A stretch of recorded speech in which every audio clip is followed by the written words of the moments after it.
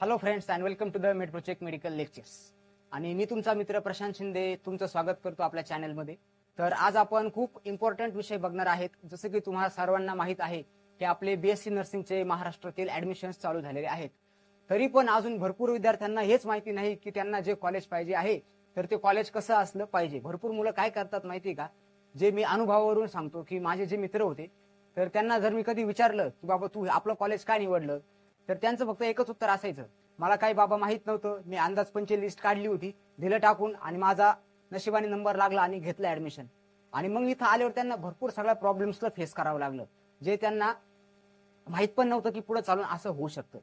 म्हणून तुम्हाला सगळ्यांना आधीच एक वॉर्न करण्यासाठी किंवा अजून तुमचे चॉईस फिलिंग बाकी आहेत आणि ह्या चुका तुम्ही पण करणार आहेत, म्हणून आपण ह्या चुका थांबवण्यासाठी मी आज एक छोटासा व्हिडिओ बनवलाय आणि मी एक छोटीशी चेकलिस्ट काढतोय की त्या चेकलिस्ट मध्ये तुम्ही तुमचं बेस्ट कॉलेज आणू शकता. म्हणजे एक बेस्ट कॉलेजसाठी ज्या काय म्हणतो आपण त्याला एक चेकलिस्ट बनवली मी, त्याच्यामधून तुम्ही तुमचं बेस्ट कॉलेज सिलेक्ट करू शकता.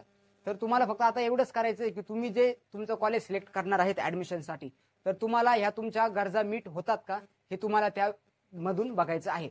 तर एकदम सोप्या पद्धतीचं आज मी तुम्हाला काही पॉईंट सांगणार आहे जे तुमच्या बेस्ट कॉलेजमध्ये असलं पाहिजे. आणि जे तुम्ही आता चॉईस फिलिंग करणार आहेत तर ह्या सगळ्या गोष्टींचा विचार करूनच तुम्ही तुमचं नवीन कॉलेज निवडा, जेणेकरून काय होईल की तुम्हाला पुढे चालून जास्त प्रॉब्लेम्स येणार नाहीत. भरपूर मुलांना माहिती नसतं आणि काहीच नसतं, अंदाजपंच देतात कॉलेज टाकून आणि ऍडमिशन झाल्यानंतर त्यांना मग प्रॉब्लेमला फेस करावं लागतं.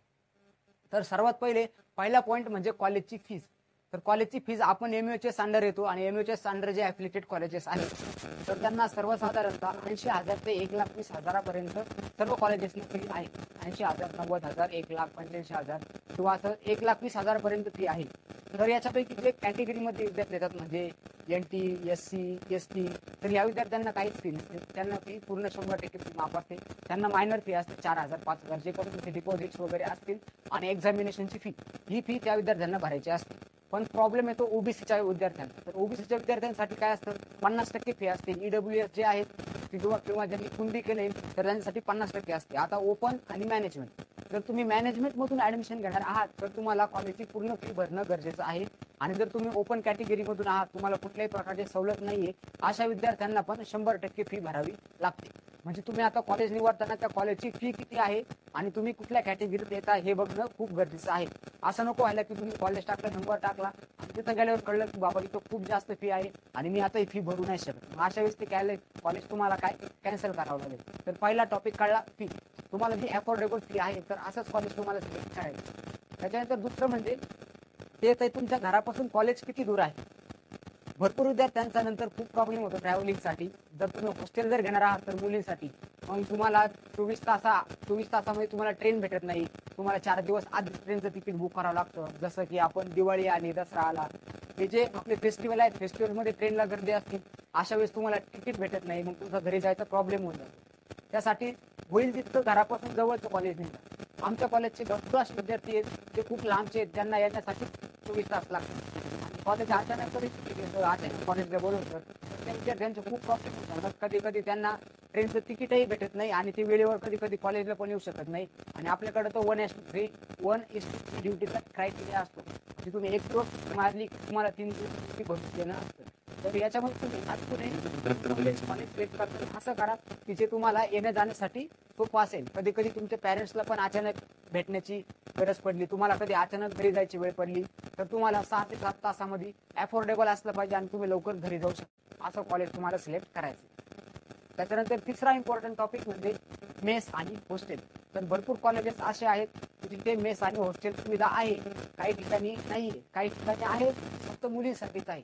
तर तुम्हाला कॉलेज असं सिलेक्ट करायचंय जिथं तुम्हाला कमीत कमी फी मध्ये हॉस्टेल आणि मेस अवेलेबल असली पाहिजे. त्यानंतर दुसरं, काही ठिकाणी गव्हर्नमेंट हॉस्टेल असतात.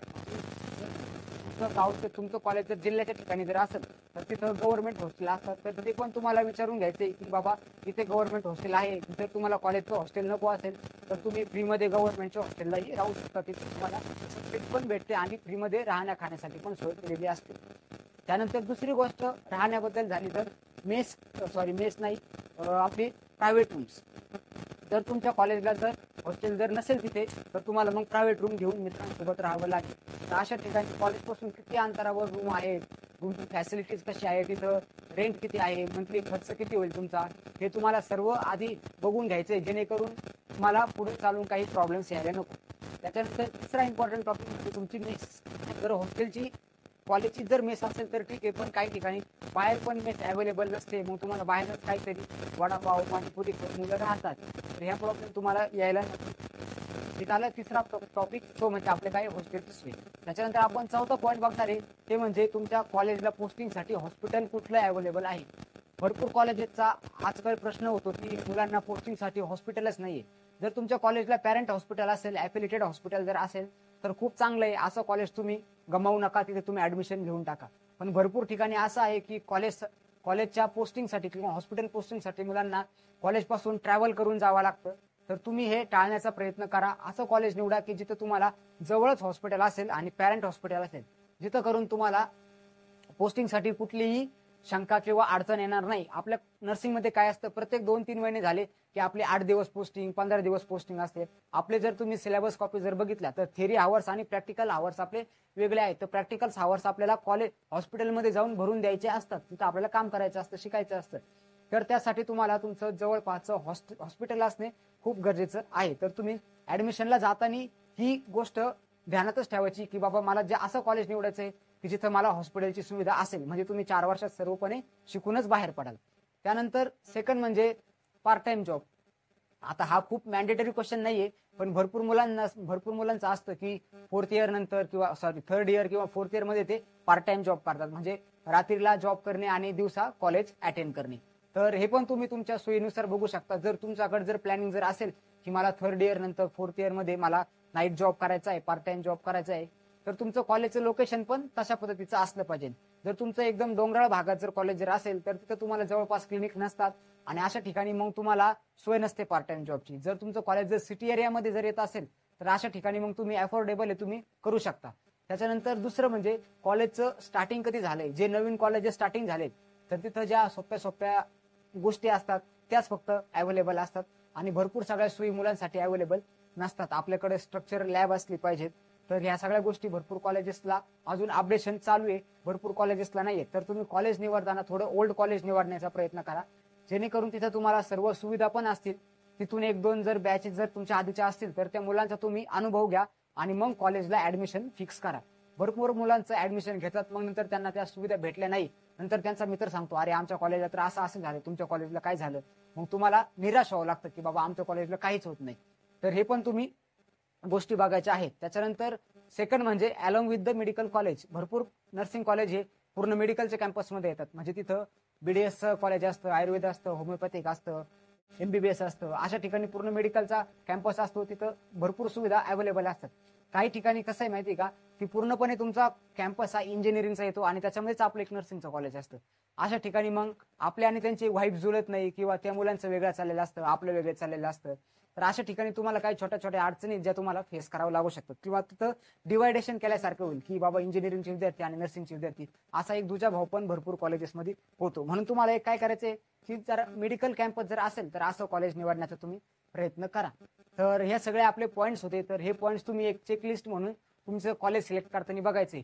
तर याच्यामध्ये इम्पॉर्टंट जर अजून जर बघायचं ठरलं तर त्याच्यामध्ये तुमचं हॉस्टेल मेस येतं, त्यानंतर तुमच्या घरापासून कॉलेजचं अंतर येतं, त्यानंतर कॉलेजचे स्टार्ट कधी झाले, जुनं कॉलेज आहे की नवीन कॉलेज आहे हे येतं, आणि सर्वात इम्पॉर्टंट म्हणजे तुम्हाला पॅरेंट हॉस्पिटल आहे का नाही हे बघायचंय. पॅरेंट हॉस्पिटल जिथे असेल तिथे तुम्ही 100% ऍडमिशन घेऊन टाका, कारण की तिथे तुम्हाला जास्त करून अडचणी येणार नाहीत. पण जर इन केस जर तुम्हाला पॅरेंट हॉस्पिटल जर नसेल तर मग तुम्हाला ट्रॅव्हलिंग करून जावं लागेल, मग तुमचा ट्रॅव्हलिंगचा खर्च येईल. तुम्ही जर बाहेर जर 15 दिवस राहणार असेल, कुठं लांब हॉस्पिटल असेल, तर मग तिथं जाऊन तुम्हाला अकोमोडेशनसाठी सोय काय असेल हे सर्व तुम्हाला विचारून घ्यायचंय. कॉलेजला तुम्ही ऍडमिशन जाताना तिथल्या शिक्षकांना ते विचारणारच आहे, ऍज वेल तुम्ही तिथले जे सिनियर स्टुडंट आहेत तर तुम्ही त्यांच्याकडून पण त्यांचे अनुभव थोडे ऐकून घ्या, जेणेकरून तुम्हाला कळेल की बाबा कॉलेजची परिस्थिती काय आहे आणि मी ज्या कॉलेजला जातोय ते कॉलेज चांगलं आहे की नाहीये. तर ही होती एक छोटीशी चेकलिस्ट जे मी बनवली आहे. तर याच्यातून तुम्ही तुमच्यासाठी बेस्ट कॉलेज निवडू शकता. तर मला वाटतंय तुम्हाला हा व्हिडिओ समजला असेल. तुम्हाला जर समजला असेल तर तुमचे जे अजून मित्र आहेत ज्यांना नर्सिंगमध्ये करिअर करण्यासाठी इंटरेस्ट आहे आणि ह्या वर्षी त्यांना ऍडमिशन घ्यायचंय, तर तुम्ही हा व्हिडिओ त्यांच्यापर्यंत जरूर पोहोचवा. तर आज 11 तारीख आहे आणि उद्या सोमवार म्हणजे उद्या 12 तारीख आहे. तर उद्या 12 तारखेला आपली जी स्टेट मेरिट लिस्ट आहे ती उद्या येणार आहे, म्हणजे आपली जी रजिस्ट्रेशन झालेल्या मुलांची लिस्ट आहे तर ती उद्या आपल्या CET सेलच्या वेबसाईटवर येईल. त्यानंतर तुमचं काम काय असणार आहे की तुम्हाला चॉईस फिलिंग करायची आहे. मग चॉईस फिलिंग करण्यासाठी भरपूर मुलांचा प्रश्न राहणार आहे की मी कुठलं कॉलेज सिलेक्ट करू. तर त्यासाठी तुम्हाला मी आज जे पॉईंट सांगितले हे पॉईंट तुम्हाला बघायचे आहेत. तर आता तुम्ही असं म्हणाल की बाबा आता आपण तर घरी आहे, कॉलेज तिकडे आहे, मग मला इथून कसं जाणार.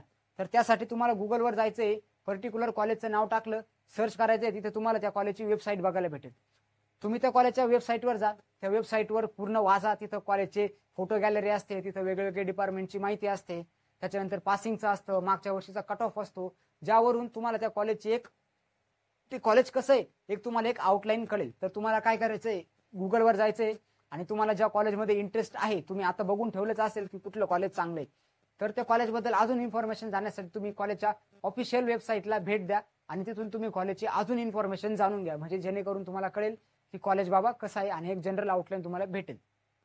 तर व्हिडिओ जर तुम्हाला आवडला असेल मित्रांनो, तर व्हिडिओला लाईक करा आणि चॅनलला सबस्क्राईब करा. तर आपल्या चॅनलचं नाव आहे मेडप्रोचेक मेडिकल लेक्चर्स. इथं आपण नर्सिंग विषयी येणारे नवनवीन अपडेट्स आणि नर्सिंगचे जे लेक्चर्स आहेत तर ते आपण इथे टाकत असतो. तर तुम्हाला आता नर्सिंगला आलेच आहेत तर तुम्हाला ह्या चॅनलची तुमच्या करिअरमध्ये गरज पडणारच आहे. तर आजच चॅनलला सबस्क्राईब करून ठेवा आणि आपला बेल आयकॉनला दाबून ठेवा. म्हणजे ज्यावेळेस आपण नवीन व्हिडिओ अपलोड करू तर त्याची सर्वात पहिले नोटिफिकेशन तुम्हाला येईल. तर थँक्यू फ्रेंड्स आणि सपोर्ट करा तुमच्या मित्राला. माझं नाव आहे प्रशांत शिंदे आणि मी पण नर्सिंगचाच विद्यार्थी आणि आज पण जे पॉईंट मी सांगितले तर ते सगळे मी अनुभवातून सांगितले, जे मित्रांकडून मला शिकायला भेटलं आणि मी पण माझ्यातून काही शिकलो. तर हे सर्व पॉईंट्स तुम्हाला कॉलेज सिलेक्ट करण्याच्या आधी बघायचे आहेत.